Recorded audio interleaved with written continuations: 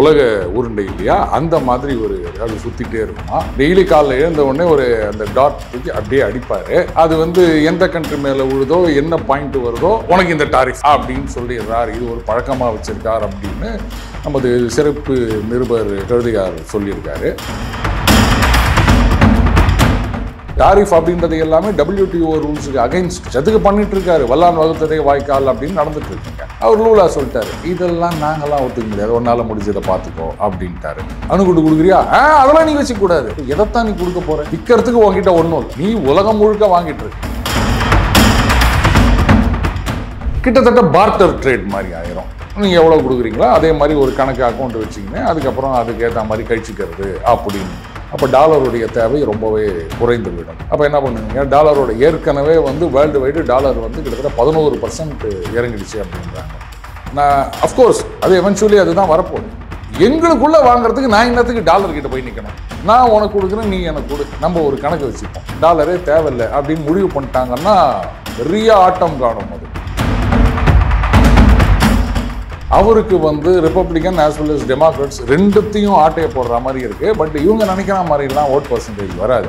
அரசியல் காமிக்கலாம், அதுக்குள்ள டெஸ்லாவையே தட்டி உட்கார வைக்கிற மாதிரி அவங்க ஏதாவது பண்ணிடுவாங்க. அமெரிக்கன் பார்ட்டி நினைக்கிறேன் எலான் மஸ்க் அது வித்ஸ்டாண்ட் பண்ண முடியுமா அவரால், இல்லை சும்மா ட்ரம்ப்புக்காண்டி எதிர்த்து வைக்கணுங்கிறக்காண்டி வச்சாரா?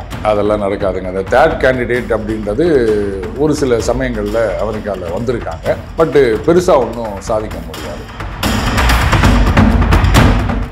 America will become a third world country அப்படின்னு 36 ட்ரில்லியன் கடன் வச்சிருக்காங்க. இதெல்லாம் திருப்பி கொடுக்க மாட்டாங்க. ட்ரேட் பண்ண ஆரம்பிச்சிட்டாங்கன்னு சொன்னால் அங்கே வாங்கிறதுக்கு ஒன்றும் இருக்காது, கடையெல்லாம் எம்டி ஆயிடும். இந்த மேனுஃபேக்சரிங்லாம் இங்கே கொண்டு வாங்க அப்படின்னா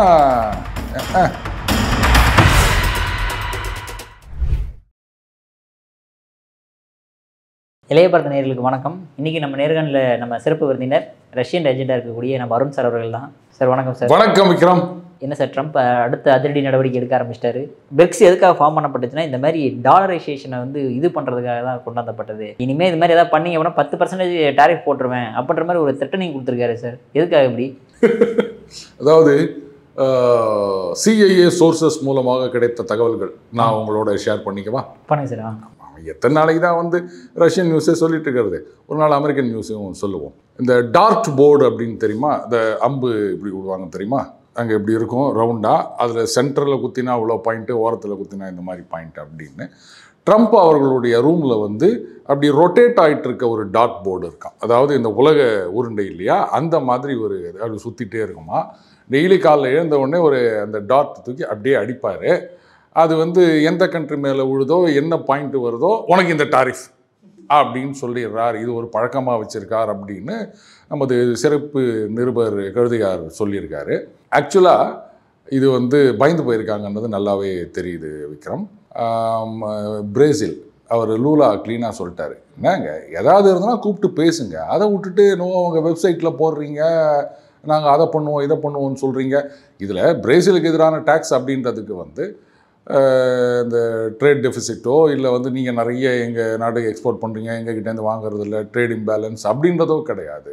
அந்த ஜெய் போல்சனர் அவருக்கு எதிராக நீங்கள் என்ன அது மாதிரிலாம் பண்ணுறீங்க, இந்த வழக்கெல்லாம் அவர் எவ்வளோ நல்லவர் தெரியுமா அப்படி இப்படின்னா, எங்கள் நாட்டு சட்டத்திட்டத்தில் நீ என்னத்துக்கு தலையிடுற? இதே இன்றைக்கி பிரசிடெண்ட்டாக இருக்கார் லூலா, இவரை இந்த மாதிரி தான் இந்த சட்ட நடவடிக்கைகள், கோர்ட்டு வழக்கு இப்படின்னு இழுத்து தான் அவரை நடுத்தருவில் நிற்க வச்சாங்க. இப்போ மறுபடியும் அவர் வந்துட்டார், அப்போ அதே மாதிரி தானே அவரும் பண்ணுறாரு. இதெல்லாம் நீங்கள் தலையிடக்கூடாது. ட்ரேட் டாக்ஸ் அப்படின்னு சொன்னால் ரைட்டு, நீங்கள் எவ்வளோ வாங்குறீங்க, நாங்கள் எவ்வளோ வாங்குறோம், இது சரியில்லை, இதோடு நிறுத்திக்கணும். அதை விட்டுட்டு நீங்கள் இந்த கோர்ட்டு கேஸ் எல்லாம் நடத்தக்கூடாது. இஸ்ரேலையும் சொல்லியிருக்காரு, எவ்வளோ நல்லவர் தெரியுமா பெஞ்சமின் நெதன்யாஹூ, அவருக்கு மேலாம் வழக்கா அப்படின்னா, இவர் என்ன நாட்டாமல் எல்லா ஊர்லேயும், உங்கள் ஊர்லேயே உனக்கு எதிராக வழக்கு இருந்தது, அதுக்கே எவ்வளோ கஷ்டப்பட்டுருந்தீங்கன்னு தெரியும், ஊரில் இருக்கவனெல்லாம் இந்த கேஸை இழுத்து முடி அப்படின்னு சொல்கிறது எந்த விதத்தில் நியாயம்? அடுத்தது இந்த டாரிஃப் அப்படின்றது எல்லாமே WTO ரூல்ஸுக்கு அகைன்ஸ்ட். இஷ்டத்துக்கு பண்ணிட்டு இருக்காரு, வல்லான் வகுத்ததே வாய்க்கால் அப்படின்னு நடந்துட்டு இருக்குங்க. அவர் லூலா சொல்லிட்டாரு, இதெல்லாம் நாங்கள்லாம் ஒத்துக்க முடியாது, ஒன்றால் முடிஞ்சதை பார்த்துக்கோ அப்படின்ட்டாரு. இப்போ சமீபத்தில் இன்னொன்று பேசியிருக்காரு, இந்த மாதிரி டாலரை ஒதுக்கிட்டாங்கன்னு சொன்னால் அது இந்த உலகப் போரில் தோல்வி அடைஞ்சா மாதிரி அப்படின்னு சொல்லியிருக்காரு. சரி, இது நல்லாவே தெரியுதுங்க. டாலர் ஒதுக்கப்பட்டால் அடி வாங்க போகிறது அமெரிக்கா தான், அதில் எந்த விதமான சந்தேகமும் கிடையாது. இப்போது இவர் பேசிகிட்டு இருக்காரு ட்ரேட் இம்பேலன்ஸ் இருக்கக்கூடாது அப்படின்னு. லெட் அஸ் அஸ்யூம் நீங்களே ஒரு கண்ட்ரி பிரேசில்னு வச்சுக்கோங்களேன், நீங்கள் வந்து $100 அமெரிக்காவுக்கு ஏற்றுமதி பண்ணுறீங்க. அவர் சொல்கிறாரு நீங்கள் எங்ககிட்டேருந்து $100 வாங்கியே ஆகணும் அப்படின்னு சொன்னால், சரி ஓகே $100 கொடுத்துட்டு அதே மாதிரி $100 இறக்குமதி பண்ணிடுறாரு, முடிஞ்சு போச்சு. அப்போது டாலர் வந்து அமெரிக்காவிலே தான் இருக்க போகுது, ஏன்னா போயிட்டு திரும்பி வந்துடுச்சு. கரெக்டாக நீங்கள் வந்து எல்லாத்தையும் டாலரில் வாங்கணும்னு சொல்கிறீங்க. அப்போ என்ன பண்ணணும், அவங்க சவுதிக்கிட்டேருந்து பெட்ரோல் வாங்குறாங்க, இல்லை வந்து பெல்ஜியத்துலேருந்து டைமண்ட் வாங்குறாங்க அப்படின்னு வச்சுப்பாங்க. அப்போ அதுக்கு டாலர் கொடுக்கணும் அப்படின்னா எங்கே போவாங்க? எல்லா நாடுகளுமே ட்ரேட் பேலன்ஸ் அந்தந்த நாடோட கரெக்டாக இருந்ததுன்னு சொன்னால் உலக வர்த்தகமே ஸ்தம்பிச்சு போயிருங்க. டோட்டலாக ஒரு கண்ட்ரியோடைய பேலன்ஸ் ஆஃப் ட்ரேட் எப்படி இருக்குது அப்படின்னு தான் பார்க்கணும். நான் அவங்கக்கிட்ட $100 விற்பேன், அவங்ககிட்ட $200 வாங்குவேன், அவங்ககிட்ட $300 விற்பேன், எல்லாத்தையும் சேர்த்து போட்டு தான். இப்போது எல்லா கண்ட்ரிகளோடையும் நீங்கள் எவ்வளோ விற்கிறீங்களோ அவ்வளோ வாங்கிக்கணும் அப்படின்னு சொன்னால் முதல் கேள்வி அதான் கேட்பாங்க. சரி ரைட்டு, நான் உங்களுக்கு வந்து $100 முட்டை விற்கிறேன், எங்ககிட்ட கொடுக்கறதுக்கு உங்களுக்கு என்ன இருக்குது? இல்லை ஒஸ்தி பீர் இருக்குது, விஸ்கி இருக்குது, அதெல்லாம் வேணாம், அது எங்கள் ஊர்லேயே இருக்குது. எங்கள் ஊர்லலாம் வந்து கட்டிங் கோட்டர் வாங்குறதுக்கு தான் காசு இருக்கே தவிர உங்கள் காசு கொடுத்து வாங்குறதுக்கு எங்ககிட்ட காசு இல்லை, அதனால் அது சரிப்பட்டு வராது. அப்படியா, பைக் வாங்கிக்கோ. என்னையா நீ பாட்டுக்கு $15,000 சொல்கிற, எங்கள் புல்லட்டு $4,000 கொடுக்குறாங்க, கார் வாங்கிக்க. நீ $50,000 சொல்கிற, இங்கே $6,000 வந்து டாட்டாலேருந்து சூப்பராக கொடுக்குறாங்க, அவ்வளோலாம் காசு கொடுத்து எங்களால் வாங்க முடியாது. அப்போ உனக்கு என்ன தான் வேணும்? சொக்கா துணி இருக்கா? அதே நாங்கள் சீனாலேருந்து தானே பங்களாதேஷ் தானே வாங்கிக்கிறோம். எங்கள் ஊரில் தயாரித்ததுன்னா காஸ்ட்லி, அது அங்கேருந்து இங்கே வந்து அப்போ அது வேலைக்கு ஆகாது. உங்ககிட்ட $100 கொடுத்து வாங்குறதுக்கு நான் $10 கொடுத்து இங்கே வாங்கிட்டு போகிறேன். அப்போ என்ன தான் இருக்குது உங்ககிட்ட விற்கிறதுக்கு? எதை நான் வாங்குறது? Arms sir. சரி, F-35 கொடுக்குறியா? அதெல்லாம் கொடுக்க முடியாது. அணுகுண்டு கொடுக்குறியா? அதெல்லாம் நீ வச்சுக்கூடாது. இப்போ எதைத்தான் நீ கொடுக்க போகிற? விற்கிறதுக்கு உங்ககிட்ட ஒன்றும் இல்லை, நீ உலகம் முழுக்க வாங்கிட்டு இருக்க. கிட்டத்தட்ட ஒரு சில நாடுகள் தவிர எல்லா நாடுகளோடையும் ட்ரேட் டெபிசிட் வச்சுருக்கிறாங்க அமெரிக்கா. அங்கே நீ உற்பத்தியெல்லாம் இழுத்து மூடிட்டு தானே நீ வெளிலேருந்து வாங்கி நிற்கிற. அப்புறம் உங்ககிட்டேருந்து வாங்கினோன்னா நான் எதை வாங்கிறது? ஒன்று செய், ஃபோர்ட் நாக்ஸில் வச்சுருக்கிறதா சொல்கிறீங்களா தங்கம், அதை குத்துரு. நான் ஏற்றுமதி பண்ணுற $100 எனக்கு தங்கத்தை குத்துரு அப்படின்னா எவ்வளோ நாள் தங்கத்தை குத்துட்ருப்பாங்க அவங்க? முடிஞ்சு போச்சு. ஸோ அப்போ உலக வர்த்தகம் முழுக்க டாலரில் நடக்கிற வரைக்கும் தான் அமெரிக்கா வந்து அவங்களுடைய டெபிசிட்டெல்லாம் இதை வச்சு ஃபைனான்ஸ் பண்ண முடியும். டாலரை ஒதுக்க ஆரம்பித்தாங்கன்னா முன்ன மாதிரி கிடையாதுங்க. ஒரு நாடு, ஈராக்கு, லிபியா, இந்த மாதிரி யாரோ ஒருத்தர் முடிவு பண்ணி, இது ஒரு பெரிய பிளாக்கு, பாப்புலேஷன் வைஸ் அவங்களோட நம்ம பல மடங்கு அதிகமாக இருக்கும், ஜிடிபி வைஸ் பார்த்தாலும் அவங்களோட நம்ம கம்மியாக இருக்கும், பட் பர்ச்சேசிங் பவர் பேரிட்டியில் வந்து ரொம்ப இதுவாக தான் இருக்கும். அதனால் இப்படி ஒரு பிளாக்கை நீங்கள் மிரட்டினீங்க அப்படின்னு சொன்னால் இவங்கெல்லாம் ரைட்டு மிரட்டுறியா, நாங்கள் ஒன்றா இருந்து ஒன்றை எதிர்க்கிறோம்னு சொன்னீங்கன்னா கதை கந்தலாயிரும். ஏன்னா இப்போது அவங்களுடைய அந்த அமெரிக்கா ஐரோப்பிய நாடுகள்கிட்டயே ஒற்றுமை இல்லை. இவர் வந்து அங்கேயும் குச்சி விட்டு குத்தின்னுக்கிறாருங்க. இப்போ என்ன சொல்லியிருக்காரு, நாங்கள் வந்து ஆயுதங்களை எல்லாம் நாட்டோக்கு விற்போம், இல்லைங்க உக்ரைன் கேட்டுனுக்கிறாங்க, நீங்கள் வாங்கி அவங்களுக்கு கொடுங்க. இது என்ன கதை? நான் எதுக்கு வந்து சும்மா கொடுத்துட்ருக்கணும்? உக்ரைன் வந்து கடன் அப்படின்னு பற்று வரவு அப்படின்னு எழுதி வைப்பான், வரவே வராது, பற்று தான் இருக்கும். சரி ரைட்டு, என்றைக்காவது ஒரு நாள் அவன் நாட்டில் இருக்க ரேர் எர்த் மினரல்ஸ்லாம் ஆட்டையை போடலான்னு பார்த்தா ரஷ்யா வந்து சுத்தமாக ஆட்டையை போட்டுனுக்கிறாங்க. ஏற்கனவே வந்து அங்கே அந்த அந்த லித்தியம் டெபாசிட்டு 500,000 டன் இருக்கான் ஒரு இடத்துல, அதை முழுங்கிட்டாங்க ரஷ்யாவில். ஏன்னா இன்றைக்கி லித்தியம் வந்து ரொம்ப ரொம்ப முக்கியமான ஒரு விஷயம், எல்லாமே ஈவியில் போய் நிற்குதுங்க. அந்த பேட்டரியிலேருந்து பல விஷயங்களுக்கு லித்தியம் தேவைப்படுது. அப்படி இருக்கச்சா அதையும் ஆட்டையை போட்டாங்க. அவங்ககிட்டேருந்து நான் ஆட்டையை போடலான்னு நினச்சா அதுவும் நடக்காது போல இருக்குது. ஏன்னா எத்தனை நாளைக்கு நான் கடனை கொடுத்துட்டு இருக்க முடியும்? அதனால் நான் யூரோப் உங்களுக்கு விற்கிறேன், நீங்கள் வந்து அவங்களுக்கு சும்மா கொடுக்குறீங்களோ கடன் கொடுக்குறீங்களோ அது உங்கள் சௌகரியம் அப்படின்றாரு. அவங்களும் வந்து இப்போ பயந்துட்டுருக்காங்க. பட் அதில் ஒரு லாஜிக் இருக்குது. நீங்கள் தானே சண்டை கண்டினியூ பண்ணோம் அப்படின்னு சொன்னீங்க, சரி ரைட்டு கண்டினியூ பண்ணுங்கள், நீங்களே காசு கொடுங்க, நான் எது கொடுக்கணும்? ஏற்கனவே வந்து 36 ட்ரில்லியன் கடனை வாங்கி வச்சுக்கின்னு இன்னும் ஒரு 5 ட்ரில்லியனுக்கு இன்க்ரீஸ் பண்ணலாமான்னு பார்த்துன்னு இருக்கிறோம். எலான் மஸ்க் வேறு ஐயா இப்படிலாம் கடன் வாங்கினா என்ன பண்ணுறது அப்படின்னு புதுசாக வேறு ஒரு கட்சி ஆரம்பிச்சுக்கிறாரு. அவர் உள்ளுக்குள்ளே இவ்வளோ கொச்சல் இருக்கும்போது நான் எதுக்குடா தானம் பண்ணணும் அப்படின்னு அவர் இருக்கார். அப்போ அவங்களே வந்து ஒற்றுமையாக இல்லை அப்படின்னு சொல்லும்போது டாலரை ஒதுக்க ஆரம்பித்தான்னா சொல்ல முடியாது விக்ரம். திடீர்னு யூரோப்பியன் கண்ட்ரீஸ்லாம் வந்து டகால்னா ரைட்டு நீங்கள் டாலரை ஒதுக்கினா ஒதுக்குங்க, எங்களை கொஞ்சம் கவனிச்சிக்கங்க, யூரோவில் வாங்கிக்கோங்க அப்படின்னாங்கன்னா என்ன பண்ணுவீங்க நீங்கள்? ஸோ இது வந்து ஒரு மிரட்டல் தான். இந்த பிரிக்ஸ் வந்து ஒத்துமையாக இருப்பாங்க, அப்படின்னா எடுத்த உடனே வந்து டாலருக்கு மாற்று அப்படின்னு போக மாட்டாங்க. என்ன ஒன்று Brazil, China, Russia, India, Saudi, UAE இவங்களுக்குள்ள வாங்கிறது அப்படின்றதெல்லாம் வந்து அந்த கரன்சி ஸ்வாப்னு சொல்லுவாங்க. கிட்டத்தட்ட பார்ட்டர் ட்ரேட் மாதிரி ஆயிரும். நீங்கள் எவ்வளோ கொடுக்குறீங்களோ அதே மாதிரி ஒரு கணக்கு அக்கௌண்ட் வச்சிங்கன்னா அதுக்கப்புறம் அதுக்கேற்ற மாதிரி கழிச்சிக்கிறது அப்படின்னு. அப்போ டாலருடைய தேவை ரொம்பவே குறைந்து விடும். அப்போ என்ன பண்ணுவீங்க, டாலரோட ஏற்கனவே வந்து வேர்ல்டு வைடு டாலர் வந்து கிட்டத்தட்ட 11% இறங்கிடுச்சு அப்படின்றாங்க. இந்த உலகத்துக்கெல்லாம் டாலர் நோட்டை அச்சடிச்சு கொடுத்து தானே கொடுத்துன்னு இருக்கிறாங்க அமெரிக்கா. அதனால் இது வந்து அவங்க ஏதோ மிரட்டுறாங்கன்னெலாம் எடுத்துக்க முடியாது விக்ரம். பயந்து போய் பேசிகிட்டு இருக்காங்க, அப்படி தான் எடுத்துக்கணும். ஏன்னா பிரிக்ஸ் நாடுகள் ஒன்றா சேர்ந்து அஃப்கோர்ஸ் அது எவென்ச்சுவலி அதுதான் வரப்போகுது. எங்களுக்குள்ளே வாங்குறதுக்கு நான் இன்னத்துக்கு டாலர்கிட்ட போய் நிற்கணும்? நான் உனக்கு கொடுக்குறேன், நீ எனக்கு கொடு, நம்ம ஒரு கணக்கு வச்சுப்போம், டாலரே தேவையில்லை அப்படின்னு முடிவு பண்ணிட்டாங்கன்னா பெரிய ஆட்டம் காணும். அது ஏற்கனவே வந்து இந்த டாரிஃப் அப்படின்னு சொல்லிட்டு இன்ஃப்ளேஷன் ஏறிட்டு இருக்கு, போதா குறிக்கு இந்த பிக் பியூட்டிஃபுல் பில் அப்படின்னு கொண்டு வந்து இது பண்ணிட்டு இருக்காரு. மறுபடியும் நான் சொல்கிறேன், இது வந்து அதில் கேட்பாரு, என்ன மீனாட்சி இது இன்னத்துக்கு நல்லது, இது எல்லாத்துக்கும் நல்லது கிருஷ்ணா அப்படின்னு கிருஷ்ணா மெக்கன்சி கிட்ட சொல்லுவாங்கல்ல. அந்த மாதிரி ட்ரம்ப் எவ்வளோ பண்ணுறாரோ அது உலக நாடுகளுக்கு நல்லது, வளரும் நாடுகளுக்கு நல்லது, பிரிக்ஸ் நாடுகளுக்கு நல்லது, 4 பேருக்கு நல்லதுன்னா எதுவுமே தப்பு இல்லை விக்ரம். ஓகே சார், நீங்கள் எலான் மஸ்கை பற்றி சொன்னீங்க. ஆக்சுவலாக அங்கே ரிப்பப்ளிகன் பார்ட்டி, டெமோக்ராட்டிக் பார்ட்டி இருக்குது, அமெரிக்கன் பார்ட்டின்னு நினைக்கிறேன் சார் எலான் மஸ்க்கு. அது வித்ஸ்டாண்ட் பண்ண முடியுமா அவரால், இல்லை சும்மா ட்ரம்ப்புக்காண்டி எதிர்த்து வைக்கணுங்கிறக்காண்டி வச்சாரா? அதெல்லாம் நடக்காதுங்க. அந்த தேர்ட் கேண்டிடேட் அப்படின்றது ஒரு சில சமயங்களில் அமெரிக்காவில் வந்திருக்காங்க, பட்டு பெருசாக ஒன்றும் சாதிக்க முடியாது. மேபி ஒரு ஃப்ரிஞ்சு பார்ட்டியாக இருந்து அத்தோட முடிஞ்சிடும். அது லாங் டேர்ம்லலாம் சஸ்டெயின் பண்ண முடியாது. சும்மா ஒரு மெர்சல் காமிக்கலாம், பட்டு அவருடைய கொள்கையெல்லாம் பார்க்கும்போது ஒரு கட்சியிலேருந்து மட்டும் இப்போ நம்ம சொல்கிறோம் இல்லையா, தாவேகா வந்ததுன்னா யாருடைய ஓட்டு இதுவாகும் அப்படின்னு, அப்படி சொல்ல முடியாது. அவருக்கு வந்து Republican as well as Democrats ரெண்டுத்தையும் ஆட்டையை போடுற மாதிரி இருக்குது. பட் இவங்க நினைக்கிற மாதிரிலாம் ஓட் பர்சன்டேஜ் வராது.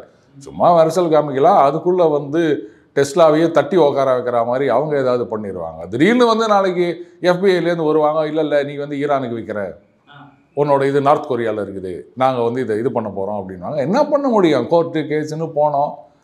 அதெல்லாம் வந்து முடக்கணும்னு நினச்சாங்கன்னா டக்குன்னு முடக்கிடுவாங்க, அது ஒன்றும் பெரிய விஷயம் கிடையாது. பட்டு மஸ்க்கு அதுக்கு முன்னாடி எங்கேயாவது எஸ்கேப் ஆகி வேறு கண்ட்ரியில் போய் செட் பண்ணிட்டாரா அப்படின்னு சொன்னால் பெரிய ஆப்பு தான் அவங்களுக்கு. சார் அடுத்ததாக பார்த்தோம் அப்படின்னா, இப்போ ட்ரேட் டாக்ஸ் வந்து அமெரிக்காவோட போய்கிட்டு இருக்கு இப்போ. ஆனால் மோடி அவர்கள் வந்து சைன் பண்ணுற மாதிரி தெரியல. அதில் என்ன பிரச்சனை இருக்குது, அதை எப்படி மோடி அவர்கள் டீல் பண்ணுவார்? அதாவதுங்க, நிறைய நாடுகளுக்கு அவர் லெட்டர் அனுப்பிச்சிருக்காரு. வழக்கம் போல் நீங்கள் ரொம்ப நல்லவங்க, இந்தாங்க உங்களுக்கு பிடி இவ்வளோ டேக்ஸ், நான் சொன்ன மாதிரி டாட் போர்டில் அடிச்சுட்டு அது என்ன வருதுன்னு பார்த்து பண்ணுறாரு போல இருக்குது. இந்தியாவை பொறுத்த வரைக்கும் என்ன பிரச்சனை அப்படின்னு கேட்டிங்கன்னா, அவங்க வந்து அந்த ஜெனட்டிக்கலி மாடிஃபைடு இந்த ஐட்டம்ஸை உள்ளே கொண்டு வரணும் அப்படின்னு நினைக்கிறாங்க. முக்கியமாக அந்த அக்ரிகல்ச்சரல் ப்ராடக்ட்ஸ். ஏங்க நம்ம கண்ட்ரியே ஒரு மிகப்பெரிய விவசாயம் இருக்கின்ற நாடு. விவசாயம் தான் வந்து ஒரு பெரிய பர்சன்டேஜ் ஆஃப் பாப்புலேஷனை சஸ்டெயின் பண்ணிட்டு இருக்க விஷயம். நாம் தயாரிக்காத விஷயமா நீ தயாரிக்க போகிற. இதில் அந்த ஜெனட்டிக்கலி மாடிஃபைடு அப்படின்னும் போது தான் இங்கே பிரச்சனை வருது. ஏன்னா அவங்க சொல்கிறாங்க, இதை பாருங்கள் ஈல்டு நல்லா இருக்கும், ஒரு ஏக்கருக்கு இவ்வளோ நாள் வந்து இத்தனை மூட்டை வருது அப்படின்னு சொன்னால் இதெல்லாம் போட்டிங்கன்னா அது நிறைய வரும், அப்போது உங்களுக்கும் லாபம், விவசாயிக்கும் லாபம் அப்படின்னு சொல்கிறாங்க. கரெக்டுங்க. பட் இதனுடைய லாங் டேர்ம் எஃபெக்ட் என்ன அப்படின்றதில் இங்கேயே நம்ம விவசாயிகளுக்கும் சரி மற்றவங்களுக்கும் சரி ஒரு பெரிய கேள்வி இருக்கின்றது. இது வந்து 1 வருஷம் 2 வருஷத்துலலாம் வந்து முடிவு பார்க்க முடியாதுங்க. மேபி 1 or 2 ஜெனரேஷன்ஸில் தான் வந்து அதனுடைய எஃபெக்ட் எப்படி இருக்குது அப்படின்னு தெரியும். அது தெரியாமல் நம்ம பாட்டுக்கு இவங்க சொல்கிறாங்க அப்படின்னு சொல்லிட்டு இதையெல்லாம் வாங்கி போட்டு அப்புறம் 2 ஜெனரேஷன் கழிச்சு ஐயா இதை சாப்பிட்டதுனால இப்படி வந்துடுச்சு அப்படின்னா மாற்ற முடியுமா? கிட்டத்தட்ட ஒரு நாடு முழுக்க இதுக்கு பழக்கப்பட்டு போயிருக்கும். இன்றைக்கி அமெரிக்காவில் வந்து ஒபிசிட்டி நிறைய இருக்குது அப்படின்றாங்க. அதுக்கு காரணம் அந்த ஃபாஸ்ட் ஃபுட் கல்ச்சரு, அதுக்கப்புறம் இந்த ஜெனட்டிக்கலி மாடிஃபைடு இதெல்லாம் காரணம் அப்படின்னு சொல்கிறாங்க. அது எந்த அளவுக்கு உண்மைன்னு தெரியாது. அங்கேயே வந்து இந்த மாதிரி நிறைய ஆக்டிவிஸ்ட்டு சொல்லிட்டு இருக்காங்க. இதே ஜெனட்டிக்கலி மாடிஃபைடு சீட்ஸுக்கு எதிராக அமெரிக்காலேயே நிறைய பேர் குரல் கொடுத்துட்ருக்காங்க. அப்படி இருந்துச்சு அதை கொண்டாந்து நீ எங்கே தள்ள கட்டணும் அப்படின்னு சொன்னால் நாங்கள் எப்படி ஏற்றுப்போம்? இங்கே இருக்கிற விவசாயிகள் முதல்ல ஒத்துக்க மாட்டேங்கிறாங்க. அடுத்தது எதையோடு சேர்த்தெல்லாம் வைக்கிறாங்க. அதாவது தக்காளி அது நல்ல குண்டாக இருக்கணும், சீக்கிரம் கெட்டு போகக்கூடாது அப்படின்றதுக்காக கள்ளிச்செடியிலேருந்து ஏதோ இது எடுத்து அதில் போடுறாங்க அப்படின்லாம் வேறு செய்தி வருது. சரி, இப்போ நீங்கள் சொல்லிட்டீங்க, அப்புறம் ஒரு 2 தலைமுறைக்கு அப்புறம் அப்பா இதை சாப்பிட்டதுனால இது வந்துடுச்சு அப்படின்னா மறுபடியும் பரோட்டா சூரியா முதலேருந்து மாற்றி எழுது அப்படின்னு சொல்கிறதுக்கு அடுத்தது அங்கேருந்து நீ வந்து இந்த சிக்கனு, மட்டனு, பீஃபு, போர்க்கு இதெல்லாம் இறக்குமதி பண்ணு அப்படின்னா, நாங்களே உலகம் முழுக்க எக்ஸ்போர்ட் பண்ணின்னுக்கிறோம், இல்லைன்னா உங்கள் ஊர்லேருந்து நான் எதுக்கு வாங்கணும்? உலகம் முழுக்க நிறைய நாடுகளுக்கு நம்ம எக்ஸ்போர்ட் பண்ணிட்டு இருக்கோம். அமெரிக்காலேயே முட்டை விலை ஏறி போச்சுன்னு சொல்லிட்டு இங்கேருந்து வாங்கலாமா, தூரமாகுது அப்படின்னு யோசிச்சுன்னு இருக்கிறாங்க. இங்கே தயாரிக்காத முட்டையா? அப்புறம் எதுக்கு நான் உங்ககிட்டேருந்து வாங்கணும்? இன்னைக்கு பாருங்கள், இந்த கோழி பண்ணைகள்லேருந்து வருகிற முட்டை, இந்த பிராய்லர் முட்டையாக சொல்கிறோம் இல்லையா, அதை விட நாட்டுக்கோழி முட்டை விலை அதிகம். அதே மாதிரி நம்ம கடையிலையும் போனால் நாட்டு கொய்யா அப்படின்னு விற்பாங்க, பார்த்துருக்கீங்களா? அப்புறம் அந்த நாட்டு பேரிக்காய் இப்படின்லாம் சொல்கிறோம். நம்ம கல்ச்சர் அப்படி தான். அப்படி இருந்துச்சு நம்மக்கிட்ட நாட்டு கொய்யா, நாட்டு முட்டை, நாட்டு கோழி இப்படி போகிறவங்க கிட்ட போயிட்டு நீ வெளிநாட்டு முட்டை, வெளிநாட்டு கோழி அப்படின்னு கொண்டு வந்தால் நம்ம வாங்குவோமா? அப்புறம் எதுக்கு நீ ஏன் தள்ள கட்டணும் அப்படின்னு நினைக்கிறேன். எங்ககிட்ட இல்லாத விஷயம் ஏதாவது கொடு, வாங்கிக்கிறோம். என்கிட்டயே இருக்கிற விஷயத்த நீ கொண்டு வந்து இது கொல்லந்தெருவில் ஊசி விற்கிறது அப்படின்னு தமிழில் ஒரு பழமொழி சொல்லுவாங்க. அந்த மாதிரியில் இருக்குது நீ பண்ணுறது. இப்போ நான் உனக்கு இவ்வளோ எக்ஸ்போர்ட் பண்ணுறேன்னா நீ எனக்கு வந்து திருப்பி கொடுக்குற அப்படின்னா என்கிட்ட இல்லாததை தானே நான் வாங்க முடியும். என்கிட்ட இருக்கிறதையே கொண்டு வந்து கொடுத்து ஏன் போட்டு பொறான்ற. அதுதான் முக்கியமாக இந்த ஜெனட்டிக்கலி மாடிஃபைட். இதில் இன்னொரு சிக்கல் இருக்குது விக்ரம். இப்போது நம்ம விவசாயிகள்லாம் பார்த்தீங்கன்னா அறுவடை முடிஞ்ச உடனே அதை விதை நெல் அப்படின்னு எடுத்து வைப்பாங்க. அந்த ஜிஎம் சீட்ஸுக்கு போயாச்சுன்னா நீங்கள் ஒவ்வொரு தடவையும் அவங்ககிட்ட தான் போய் நின்றாகணும். நீங்கள் வந்து அதை திருப்பி இது பண்ண முடியாது. இதுதான் அப்போது விவசாயிகள் வந்து காலத்துக்கும் டிபெண்ட் பண்ணி தான் இருக்கணும். இல்லை, ஆமாம். அடுத்தது 2 சீசனில் வந்து விலை கம்மியாக கொடுத்துட்டு உடனே நம்ம எல்லாம் பார்த்தீங்களா இது விலை கம்மியாக இருக்குது, இது வேறு அவர் சொல்லுவாங்க, அவங்க விளம்பரம்லாம் கேட்கணுமா, அப்படியே இவ்வளோ வருது அவ்வளோ வருது அப்படின்னு சொன்ன உடனே எல்லாம் வாங்கிட்டு விதை நெல் குறைஞ்சி போயிட்டு அதுக்கப்புறம் ஒரு 3வது சீசன் வந்து கபாலம் விலை ஏற்றி போட்டாங்கன்னா கட்டுப்படி ஆகாது. முதல்ல விவசாயிகளுக்கு கட்டுப்படி ஆகணும். அடுத்தது அவங்க விலை அதிகமாக கொடுத்து வாங்கினாங்கன்னா அதுக்கப்புறம் நம்ம அரிசி வாங்கி தின்ன முடியாது. கல்லைத்தான் மண்ணைத்தான் காய்ச்சித்தான் குடிக்கத்தான் சொன்னானா அப்படின்ற மாதிரி நம்ம ஆரம்பிச்சிடுவோம். அதனால தான் அந்த ஜிஎம் விஷயத்தில் நம்ம வந்து ஸ்ட்ரிக்டாக இருக்கோம், நத்திங் டூயிங் அப்படின்னு. அவங்களுக்கு வேற வழி இல்லை, விற்கிறதுக்கு வேற ஒன்றும் இல்லை. இதுதான் சிக்கல். எத்தனை F-35 விற்கிறேன் அப்படின்னு சொல்லுவாங்க. ஏற்கனவே திருவனந்தபுரத்தில் ஒன்று நின்று நிற்குது F-35. அதையே புதுப்பேட்டையிலேருந்து போயிட்டு சார் ஏதாவது ஸ்கிராப் கொடுக்குறீங்களா, நாங்கள் வந்து அதை யூஸ் பண்ணிக்கிறோம் அப்படின்றாங்களா. அதுக்குள்ளே கேரளாவில் இல்லை எங்களுக்கு தான் வேணும், நாங்கள் வந்து இதில் தெருவாக காய்கறி விற்க கொண்டு போகிறோம் அப்படின்னு அவங்க வேறு போட்டிக்கு வந்துட்டு இருக்காங்களாம். லட்சணம் இந்த மாதிரி இருக்குது. அப்போது எங்களுக்கு தேவையானதை கொடுக்காம நீங்கள் வந்து எங்ககிட்டயே இருக்கிறத கொண்டு வந்து கொடுக்குறோன்னா இதில் வந்து Modi is taking a tough stand. அதெல்லாம் நாங்கள் வந்து பயந்துட மாட்டாங்க, இதுதான் இஷ்டம் இருந்தால் பண்ணு. இப்போ என்ன அவங்க ஏதோ ஒரு டாரிஃப் போட்டாங்கன்னொடனே நம்ம வந்து ஆட்டோ ப்ராடக்ட்ஸுக்கு நாங்கள் ரிட்டாலியேட்டரி டாரிஃப் போடுறோம். இது வந்து WTO இவங்க போடுற டாரிஃப் எல்லாமே WTO ரூல்ஸுக்கு அகெயின்ஸ்டுங்க. அதுக்கு இதுக்கு சம்மந்தமே கிடையாது. இதில் ஒன்று கவனிச்சிங்கன்னா தெரியும், முதல் உலகப் போர் நடந்து முடிஞ்ச பிறகு இந்த லீக் ஆஃப் நேஷன்ஸ், இன்றைக்கி யுனைடெட் நேஷன்ஸ் இருக்கு இல்லையா, அந்த மாதிரி லீக் ஆஃப் நேஷன்ஸ் அப்படின்னு ஒன்று ஆரம்பிக்கிறாங்க. எல்லாம் முடிஞ்சாச்சு, எல்லா நாடுகளும் அதில் உறுப்பினர் ஆனோன்னு சொல்கிறாங்க.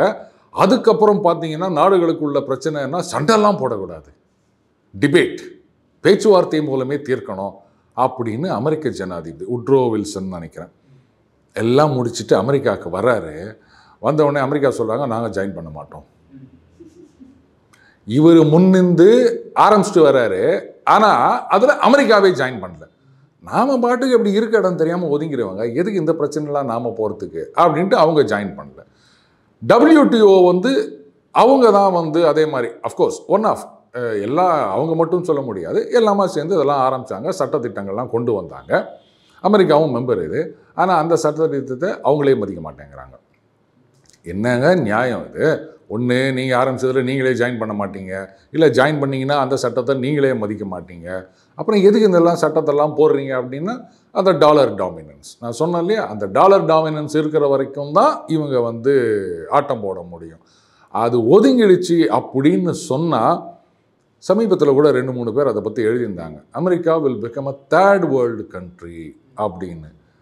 36 ட்ரில்லியன் கடன் வச்சுருக்காங்க. இதெல்லாம் திருப்பி கொடுக்க மாட்டாங்க.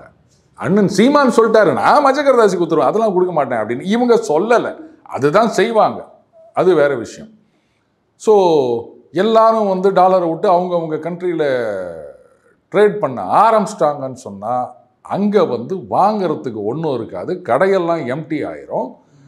இந்த மேனுஃபேக்சரிங்லாம் இங்கே கொண்டு வாங்க அப்படின்னா வாங்கிறதுக்கே ஆள் இல்லை, ஒருத்தனுக்கும் வேலை இல்லை, சம்பளம் இல்லை.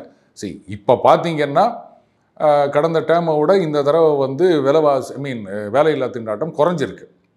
நான் இல்லைன்னு சொல்லலை. அந்த ரியல் அமெரிக்கன் சிட்டிசன்ஸ்க்கு வேலை வாய்ப்புன்றது இன்க்ரீஸ் ஆகிருக்குங்க. பட்டு இது வந்து ஒரு பெரிய அளவு கிடையாது. மேனுஃபேக்சரிங்கை மறுபடியும் நீங்கள் அங்கே கொண்டு வரணும் அப்படின்னு சொன்னால் யாராலையும் எதையும் வாங்க முடியாது. இப்போ இந்த ஐஃபோன் நீங்கள் அமெரிக்காவில் வந்து ப்ரொடியூஸ் பண்ணணும் அப்படின்னு சொல்கிறாருல, அமெரிக்காவில் ப்ரொடியூஸ் பண்ணிங்கன்னா கட்டுப்படி ஆகாது விலை. அப்போ என்ன பண்ணுவாங்க, வழக்கம் போல் எங்கே சீப்பாக இருக்குது அப்படின்னு நீங்கள் வந்து இம்போர்ட்டுக்கு தானே தர பண்ணுறீங்க. இப்போது ஒன்று தெரியுமா, ஒரு நண்பர் சொன்னார், யூரோப்பில் ட்ரீட்மெண்ட் பண்ணுறதுக்கு பதிலாக ஃப்ளைட் சார்ஜ் கொடுத்து இந்தியாவுக்கு வந்து ட்ரீட்மெண்ட் பண்ணிட்டு போகிறது சீப்பாக இருக்குது அப்படின்றாங்க. அப்போ என்ன பண்ணுவாங்க, நாங்கள் ஏன் அங்கே அவ்வளோ காசு கொடுத்து வாங்கணும் அப்படின்னு சொல்லிட்டு நாங்கள் டூர் போகிறோம் அப்படின்ட்டு இந்தியா, சீனா, இந்தியா, இலங்கை, மலேசியா, சிங்கப்பூர் இந்த நாடுகளில் அப்படி வந்துட்டு அப்படியே போகும்போது வாங்கிட்டு போயிடுவாங்க. இது அவங்களுக்கு தான் ஆப்பு. அமெரிக்கா வந்து ட்ரேட் டெஃபிசிட் வச்சிருக்க வரைக்கும் தான் டாலரை மற்றவங்க யூஸ் பண்ணிட்டு இருக்க முடியும். எல்லா கண்ட்ரியோடையும் ட்ரேட் டெஃபிசிட் அப்படின்றது இல்லாமல் போயிடுச்சுன்னு சொன்னால் அப்போ ஆட்டோமேட்டிக்காக இது பார்ட்டர் ட்ரேட் மாதிரி தான் ஆகும். சிம்பிளுங்க, இதாங்க ஒரே லாஜிக்குங்க. நான் உங்களுக்கு $100 விற்கிறேன், நீங்கள் எனக்கு $100 விற்கிறீங்க அப்படின்னு சொன்னால் முடிஞ்சு போச்சு. அந்த டாலர் எக்ஸ்சேஞ்சே தேவையில்லை. அப்பா நீ கொடுத்துட்டு நான் கொடுத்துட்டேன். இட்ஸ் லைக் பார்ட்டர் ட்ரேட் இல்லையா? அப்போ எல்லாருமே அதை ஃபாலோ பண்ண ஆரம்பிச்சிட்டாங்க அப்படின்னு சொன்னால் ரைட்டு, யாருமே யாரோடையும் ட்ரேட் டெஃபிசிட் வேணான்னு சொல்லிட்டு நான் எவ்வளோ விற்கிறேனோ அவ்வளோ நீ எனக்கு கொடு, இல்லை நீ வேற எங்கேயாவது வாங்கி கொடு, இப்படி அரேஞ்ச்மெண்ட்டுக்கு வந்துருச்சுன்னா உலகம் முழுக்க இது பார்ட்டர் ட்ரேடு மாதிரி ஆயிரும். டாலர் நோட்டு யூஸே இருக்காது. இது புரிய மாட்டுது அவங்களுக்கு. பட்டு நிறைய ஃபேக்டர்ஸ் இருக்குன்னு வச்சுக்காங்க. ஆனால் இவர் அதை நோக்கி தான் புஷ் பண்ணிட்டு இருக்காரு. ஆனாலும் we are not pushovers. இப்படி ஒரு துப்பாக்கியை காமிச்சு மிரட்டி கைது போடு அப்படின்னதெல்லாம் இங்கே நடக்காது. ஏன்னா இந்த நாட் ஓன்லி இந்த ட்ரேட் அப்படின்னு வரும்போது குட்ஸ் அண்ட் சர்வீசஸ், நீங்கள் பாட்டுக்கு டாரிஃப்னு சொன்னீங்கன்னா நேற்று வரைக்கும் இவர் தான் வந்து உங்கள் டேட்டா பேஸ்லாம் மேனேஜ் பண்ணியிருந்தாரு, டகால்னு விக்ரம் நீ அவரை உட்கார வை அப்படின்ட்டு இன்னொருத்தர் கொண்டு வந்து உட்கார வைக்க முடியுமா? அவங்க தானே அதெல்லாம் சோர்ஸ் கோடுலேருந்து எல்லாம் வச்சுருப்பாங்க. டகால் எப்படி மாற்ற முடியும்? இல்லை அவங்க வந்து டாரிஃப் அதிகமாக போட்டிங்க சர்வீஸுக்கும் அப்படின்னா அப்புறம் அதை அங்கே இருக்க கம்பெனி, அமெரிக்கன் கம்பெனி தான் கட்டுவாங்களே தவிர, ஏன்னா இங்கே இருக்கிற இந்தியன் ஐடி மேஜர் வந்து பரவாயில்லைங்க வரியை நாங்களே கட்டிக்கிறாங்க, எங்கள் லாபம் போனாலும் பரவாயில்ல அப்படின்னா சொல்ல போகிறாங்க. ஏதோ இஷ்டத்துக்கு பண்ணிகிட்டு இருக்காரு. பட்டு இஷ்டத்துக்கு பண்ணாலும் கஷ்டத்துக்கு பண்ணின்னுக்கிறார். அதுதான் உண்மை. கஷ்டம் வரக்கூடாதுன்றதுக்காக பண்ணின்னுக்கிறாரு. இது எல்லாருக்கும் தெரியுது. பட் அந்த ரேர் எர்த் மினரல்ஸ் இப்போ திடீர்னு எங்கேயோ ஒரு இடத்துல நோண்ட ஆரம்பிச்சிருக்காங்களாம். இதோ 1.5 மில்லியன் டன்ஸ் இருக்குது, அது இது பண்ண போகிறோம் அப்படின்னு. பட் ஓவர் நைட் பண்ண முடியாது. கூடவே ஒரு கும்பல் உக்காந்திங்கன்னு பொல்யூஷன். சரி, நம்ம சீனா கிட்ட சொல்லிட்டு இருக்கோம் ரேர் எர்த் மினரல்ஸ் வந்து 70 to 80% அவங்க கண்ட்ரோல் பண்ணுறாங்க அப்படின்னு. the fact is அதை ப்ராசஸ் பண்ணுறது அப்படின்றது ஹைலி பொல்யூட்டிங் இண்டஸ்ட்ரீஸ் அவங்க நாட்டிலையும் இருக்குது, மற்ற நாடுகள்லையும் இருக்குது. அந்த பொல்யூஷனெல்லாம் அந்தந்த நாடுகள் சீனா இவங்க தாங்கிக்கிறாங்க. இவங்க வந்து அப்படியே விரல் நகத்தில் அழுக்குப்படாமல் அதை மட்டும் வாங்கிக்கணும் அப்படின்னா அப்போது அவங்க காசு அதிகமாக கேட்க தான் செய்வாங்க.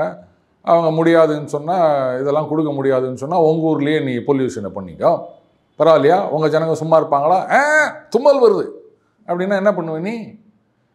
பட் எனியோ அந்த இந்த மாதிரி இந்த என்னது குழப்பம் வந்தால் தான் தெளிவு பிறக்கும் அப்படின்னு சொல்லுவாங்க இல்லையா? அந்த மாதிரி இதுவும் நல்லதுக்கு தான் விக்ரம், தப்பே கிடையாது. சார் கடைசி ஒரு கேள்வி, இப்போ ரஷ்யா உக்ரைனில் என்ன நடந்துக்கிட்டு இருக்கு? உக்ரைனுக்கு சப்போர்ட்டாக அமெரிக்கா வந்து ஏதோ $300 மில்லியன் கொடுக்குறதாவும் சொல்லியிருக்காங்களே, எதுக்காக, என்ன விஷயங்கள் அது? ஊடு தீப்பத்தின்னு எரியுது அப்படின்னு சொன்னால் பக்கெட்டில் தண்ணி கொண்டு வந்து கொடுத்தாலே சிரிப்பாங்க. இந்த ஆள் மக்கில் கொண்டு போய் குத்துனுக்கிறாரு, நானும் கொடுத்தேன் அப்படின்னு சொல்கிறதுக்கு. இதே ட்ரம்ப் தான் வந்து கொஞ்ச நாளைக்கு முன்னாடி நிருபர் கேட்குறாங்க, அது கொடுப்பீங்களா பேட்ரியாட் அப்படின்னா, வெரி குட் கண்ட்ரி, நீங்கள் யார், எங்கேருந்து வந்திருக்கீங்க, ரைட் வெரி குட், ஆனால் இஸ்ரேலுக்கு வேணும் எங்களுக்கு வேணும் என்ன பண்ணுறது அப்படின்னாரு. அவங்ககிட்ட அவ்வளோ ப்ரொடக்ஷன் இல்லைங்க. இந்த 300 மில்லியன் அப்படின்றது எத்தனை நாளைக்கு வரும்னு நினச்சிட்டு இருக்கீங்க? இந்த பேட்ரியாட் ஒரு பேட்ரி சிஸ்டமே வந்து 1.5 பில்லியன் அந்த பாகிஸ்தானுக்கு கொடுத்தாங்களா கடன் IMFல, அந்த அளவுக்கு. அப்போ 300 மில்லியன் அப்படின்றது வந்து அதில் 1/5 20% எப்படி கட்டுப்படி ஆகும்? அதை வச்சு என்ன பண்ண போகிறீங்க நீங்கள்? அதில் நீங்கள் என்ன கொடுக்க போகிறீங்க? அங்கே ரஷ்யாவில் வந்து ப்ரொடக்ஷனை கண்ணாபின்னான்னு இன்க்ரீஸ் பண்ணிட்டு இருக்காங்க. இப்போ ஈரான்லேருந்து வரல ஷஹீத் அப்படின்றதுனால அவங்களே ஜெரான் 2 அப்படின்னு ஆரம்பிச்சிட்டாங்க. பார்த்தீங்கன்னா 700 ட்ரோன் வச்சு அடின்னு அடிச்சிருக்காங்க. அடுத்தது அந்த டுப்போலோ சீரீஸ் பாமர்ஸ். எந்த டுப்போலோவை வந்து நாங்கள் அந்த ஆப்ரேஷன் ஸ்பைடர் வெப்பில் உள்ளே போயிட்டு 40ஐயும் அப்படியே ஒன்றும் இல்லாமல் பண்ணிட்டோம் அப்படின்னு சொன்னாங்களோ, அந்த டுப்போலோவை வச்சு அடின்னு அடிச்சிட்டு இருக்காரு. உங்களுடைய ஏர் டிஃபென்ஸ்லாம் என்ன ஆச்சு? ஏன்னா அந்த டுப்போலோ கொண்டு வராங்க அப்படின்னாலே அப்போ அங்கே ஏர் டிஃபென்ஸு எதுவுமே இல்லைன்னு தான் அர்த்தம். அது ரொம்ப காஸ்ட்லி வேறு, கெப்பாசிட்டி அதிகம். அதுக்கு வெறும் ட்ரோன்ஸையும் மிசைல்ஸையும் வச்சு அடிச்சுட்டு இருந்தவங்க இப்போ வந்து பாமர் அனுப்புகிறாங்கன்னு சொன்னால் அப்போ அங்கே ஏர் டிஃபென்ஸ் ஒன்றும் இல்லாமல் போயிடுச்சுன்னு அர்த்தம். நீங்கள் வந்து other NATO Nations, European union நீங்களாம் கொடுங்கன்னப்பா, எங்களுக்கே வந்து சஃபிஷியண்ட்டாக இல்லை, நாளைக்கு வேறு நீ பாட்டுக்கு சீண்டி விட்டு போட்டு நாளைக்கு எங்கள் மேலே ஒரு குண்டை போடுறேன்னு புட்டின் வந்தாருன்னு சொன்னால் நாங்கள் என்ன பண்ணுறது? இதில் நாங்கள் எங்கே கொடுக்குறது? நீங்கள் தானே வந்து சண்டையை மூட்டி விட்டீங்க, நீங்கள் தானே சண்டை போட்டுக்கினே இருக்கணும்னு சொல்கிறீங்க, அப்போ நீங்கள் கொடுங்க அப்படின்றாரு. இதில் இந்த 300 மில்லியன்றது எதுக்கு பத்தும்? அதை வச்சு நீ என்ன பண்ணுவாங்க? ஸோ இவங்களுடைய பிளானே என்னென்னா, என்னப்பா என்ன பழமினேங்கிறான் அவன் ஜெலன்ஸ்கே, எதையோ ஒன்று கொடுத்து விடு, அவ்வளோதான். எதையோ ஒன்று கொடுப்பா. இப்போ வீட்டு வாசலில் ஒரு பிச்சைக்காரன் ரொம்ப நேரம், அதுவும் இப்போ யாரும் பிச்சைக்காரங்க வருதில்லை, ரொம்ப நேரம் இது போனால் ஒரு 10 பைசா எடுத்து போடு, இப்போ 10 பைசா இல்லை வந்து அப்படி சொல்லுவோம் இல்லையா? அந்த மாதிரி ஒரு 300 மில்லியன் எடுத்து கொடுக்குற. இதை வச்சு என்ன பண்ண போகிறாங்க அப்படின்னு தெரியல. அடுத்தது அதுவும் டிஃபென்சிவ் வெப்பன்ஸ் தான், அதுவும் சொல்லிட்டார். அஃபென்சிவ் வெப்பன்ஸ் கிடையாது. அஃபென்சிவ் வெப்பன்ஸ் நீங்கள் கொடுத்தீங்க அப்படின்னு சொன்னால் இந்த மாதம் பார்த்தீங்கன்னா அட்டாக்ன்றது வந்து கண்ணாபின்னான்னு எஸ்கலேட் பண்ணிகிட்ருக்காங்க. எல்லாமே வந்து குறி வச்சு அடிக்கிறாங்க. அவங்களுடைய அம்யூனிஷன் டெப்போ, அதுக்கப்புறம் command and control centre, recruitment centre, training centre, அந்த கான்ஸ்கிரிப்ஷன் ஆள் எடுக்கிறாங்கல்ல அந்த சென்டரெல்லாம் போட்டு அடிச்சுன்னுக்கிறாங்க. அதுக்கப்புறம் அந்த மிலிட்ரி ஹார்ட்வேர் ப்ரொடக்ஷன் ஃபெசிலிட்டிஸ் உக்ரைன்லேருந்து அரைச்சி நிற்கிறாங்க, அதையெல்லாம் போட்டு அடிச்சு நிற்கிறாங்க. அந்த கின்சால் மிசைல்ஸ் அப்படியே ட்ரோன்ஸ் போகும், ஸ்வாம் ஆஃப் ட்ரோன்ஸ், 700 ட்ரோன் அனுப்புகிறாங்க ஒரே நாளில். என்ன பண்ண முடியும் அவங்களால? ஸோ இதை அடிக்கிறதா இல்லை வந்து பின்னாடி மிசைல் வருமே அதை அடிக்கிறதா, எதை அடிக்கிறதுன்னு தெரியல. அப்புறம் என்ன சார், எதை ஒன்றா அடிக்கிறதுன்னு முடிவு பண்ணுறதுக்கு அடிக்கிறதுக்கு ஏதாவது வேணுமே, பேட்ரியாட்டே இல்லை இங்கே, அதையும் தும்சம் பண்ணிட்டு போயிட்டாங்க அப்படின்றாங்க. கீவ் பற்றி எரிஞ்சு நிற்குது. அப்படியே இந்த பக்கம் வந்து சுமிலேருந்தும் இந்த பக்கம் இந்த பெட்ரோஸ் நிப்ரோ பெட்ரோஸ் இப்படின்னு 2 பக்கமும் சுற்று போட்டுக்கின்னு வராரு அவர். அண்டு சரியாக எஸ்கலேட் பண்ணுறாங்க. அதனால தான் அன்றைக்கி அந்த ஆப்ரேஷன் ஸ்பைடர் வெப்பில் வந்து ரெட்டாரிக்லாம் இல்லை, ஒன்றுமே பேசலை. It's an act of terrorism அப்படின்னாங்க, முடிஞ்சு போச்சு. அதுக்கப்புறம் கணக்கு வச்சு என்ன விட்டா ரொம்ப ஆடினுக்கிற நீ அப்படின்னு. இப்போ சீஸ்பயர்ன்றாங்க, நத்திங் டூயிங், ஒட்டுக்கா எல்லாம் முடிவு வாங்க, அப்புறம் பண்ணலாம், இல்லை நாங்கள் முடிச்சிடுறோம் அப்படின்னு இருக்காங்க. இது வந்து டூ லிட்டில், நத்திங்னு தான் சொல்லணும். இந்த 300 மில்லியன் வச்சு ஒன்றும் பண்ண முடியாது. மேபி அதில் வந்து அமெரிக்காவில் சில பேர் கட்டிங் ஆட்டையை போடலாம், ஜெலன்ஸ்கி கொஞ்சம் கட்டிங் போடலாம். அந்த கட்டினது கமிஷன், கரப்ஷன், கலெக்ஷன் அப்படின்றது உலகம் முழுக்க நடக்கின்ற ஒரு விஷயம். அது சில பேரை திருப்திப்படுத்தலாமே தவிர இந்த போரை எந்த விதத்துலையும் நிறுத்துறதுக்கு உதவாது. ரஷ்யாவை எந்த விதத்துலையும் நீங்கள் இது பண்ண முடியாது. அவங்களுடைய எல்லா விதமான ப்ரொடக்ஷன், ட்ரோன் ப்ரொடக்ஷன் ஆகட்டும், அம்யூனிஷன்ஸ் ஆகட்டும், அதுவும் ஓரஷ்னிக் மிசைல்ஸை வந்து கண்ணாபின்னான்னு அவங்க இது பண்ணிட்டு இருக்காங்க. போதாக்குறைக்கு அதுக்கு முன்னாடி இந்த டைஃபூன் கிளாஸ் சப்மரின் இருக்குது, இப்போ பொரே கிளாஸ் சப்மரின் ஒன்று இருக்குது. டைஃபூனுக்கும் பொரேக்கும் வித்தியாசம் என்னென்னா, டைஃபூன் வந்து 48,000 டன்ஸ் டிஸ்பிளேஸ்மெண்ட்டு, இது வந்து 24,000. பாதிக்கு பாதி சைஸில் வந்து அது 175னா இது 171, கொஞ்சம் தான் கம்மி. பட்டு மோர் லீத்தல் அண்ட் ஸ்டெல்த் அப்படின்னு சொல்கிறாங்க. ரஷ்யாவை பொறுத்த வரைக்கும் அவங்க வந்து அந்த நியூக்ளியர் ட்ரையாடில் அந்த SLBM, submarine launched ballistic missiles, அதை தான் நம்பிட்டு இருக்காங்க. ஸோ தட் பவர் ப்ரொஜெக்ஷன், ஸ்டெல்த்துன்னு போது நீ பாடு எங்கேயானா அது அமெரிக்கா பார்டரில் கூட எங்கேயாவது இருக்கலாம், அந்த அங்கேருந்து ஒரு குண்டு தூக்கி போட்டு போனாங்கன்னா என்ன பண்ணுவீங்க நீங்கள்? அவங்க கரெக்டாக கேல்குலேட்டடாக எஸ்கலேட் பண்ணிட்டு போகிறாங்க. இவங்க வந்து வாயை விட்டு வாங்கி கட்டின்னு இருக்கிறாங்க. எனக்கு தெரிஞ்சு இப்படியே போச்சுன்னு வச்சுக்கோங்களேன், மேக்ஸிமம் 1 மந்த், அதுக்கப்புறம் உக்ரைன் தாக்கு பிடிக்க முடியாது. டோட்டலாக எல்லாத்தையும் விட்டுட்டு நிறுத்த வேண்டியது தான் அப்படின்னு நினைக்கிறேன். அதுக்குள்ளே ஏதாவது பண்ணாதான் உண்டு. இல்லை இப்படியே வந்து இவங்க வந்து காலை வெட்டி எடுத்துவிட்டாங்கன்னா நாங்கள் வந்து நாங்கள் டிஞ்சர் கொடுக்குறோம் அப்படின்ற மாதிரி பண்ணிட்டு இருந்தாங்கன்னா அதுக்கப்புறம் ஒட்டுமொத்தமாக எழுந்துட்டு நிற்க வேண்டியது தான். இது ஏன் அவங்களுக்கு புரியலன்னு எனக்கு நிச்சயமாக புரியல விக்ரம். Okay sir. சார் உங்கள் அற்புதமான கருத்தை இளைய பாரதம் பகிர்ந்ததற்கு மிக்க நன்றி சார். நன்றி விக்ரம்.